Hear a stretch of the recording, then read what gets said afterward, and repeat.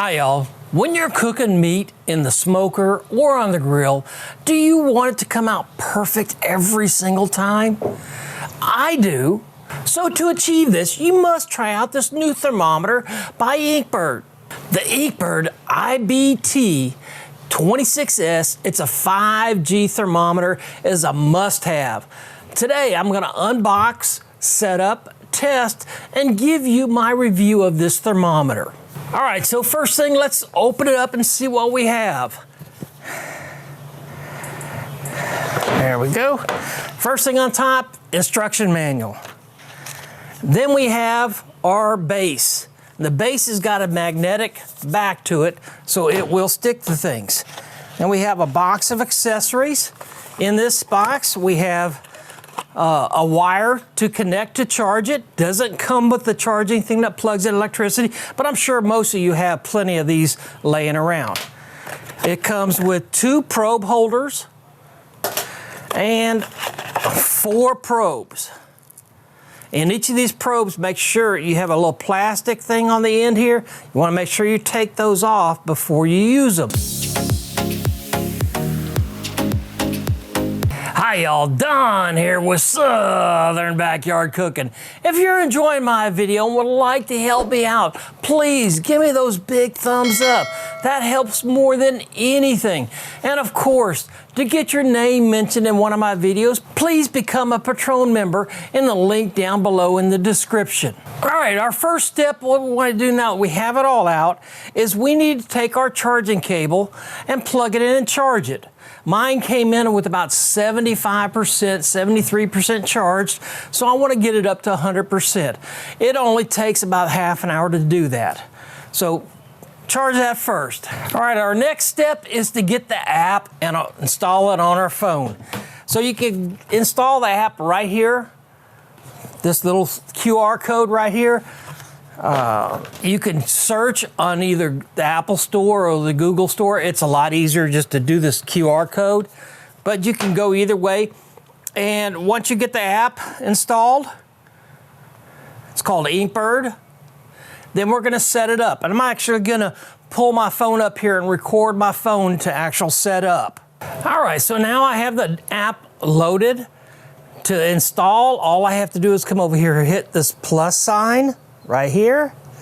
Now I want to go through it and find my particular one. So it has an IBT-24S, IBT-26S, and then we have the IBT-26S 5G. That's the one we have. Now it says turn on the device, so I am turning on my device. Takes a couple seconds. Now it's on. I hit next step, and it is trying to find it.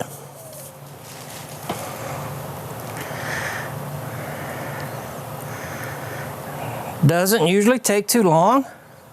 It's found it. Click the device power button. Hit continue. I am not going to connect to my Wi-Fi because I just want to use Bluetooth. Now we can connect to Wi-Fi, and this is adapted. It's 5G. It's 5G Wi-Fi, not 5G wireless. But if I do connect my Wi-Fi, I can actually view my temperatures on my phone from away from my house, from away from the Bluetooth. But I'm not going to do this. So I have my device, and you can see it's online. So we are now connected, and we're connected to Bluetooth. And we are not connected to Wi-Fi. It's disconnected. Let's go back into and talk about Wi-Fi 5G versus wireless 5G. Wireless 5G is wireless like for your phone. You get 5G signal. This device does not have any kind of wireless signal. It has Bluetooth, and it can do wireless, Wi-Fi wireless, not cell phone wireless. The 5G in it is that's one of the newest selections for different internets for your home. If you are using, like I have for Verizon for my phone, Verizon has a 5G Wi-Fi that you can do. So it's already ready for the newest Wi-Fi that is going to be out there and available. Currently in my location, I do not have that. But it is Wi-Fi back compatible, so it'll work with wireless in, it'll work with Wi-Fi 6, I have Wi-Fi 6, it'll work on 5.6 gigahertz, 2.4 gigahertz, it'll work on Wi-Fi A, B, C, G, and so forth. But for my purposes and what I want to do, Bluetooth is plenty. The nice thing about this, like I said, it comes with 4 probes, but there's actually ports for 5 probes and a port that says oven. And what the oven one is these probes that we come, they have a pointed end. That's for inserting it into meat. They make one with a blunt end where you can tell the ambient temperature of your grill or your smoker, and putting it into port number oven there, which would be port number 6. So there are 6 ports, even though we do only get 4 probes. Okay, so the first thing I'm gonna do here is I'm using 2 probes, and that's one of the things I love about this unit is it has more than 1 probe. I have a lot of people asking me to review different thermometers, only has 1 probe. We have 2 fillets here, and I like my fillet medium. My wife likes hers medium well. So with 2 probes, I can put it right into the middle on each one, and I can cook both to the right temperature. It'll tell me when they're both done.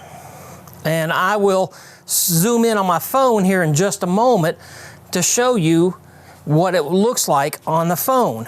All right, so now on my phone, I have preset number 1, preset number 2. One is at 44 degrees, one's at 45.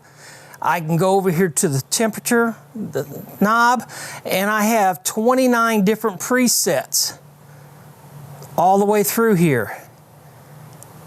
Beef brisket, ground beef, poultry, barbecue ribs, shrimp. I can get that back here in the back.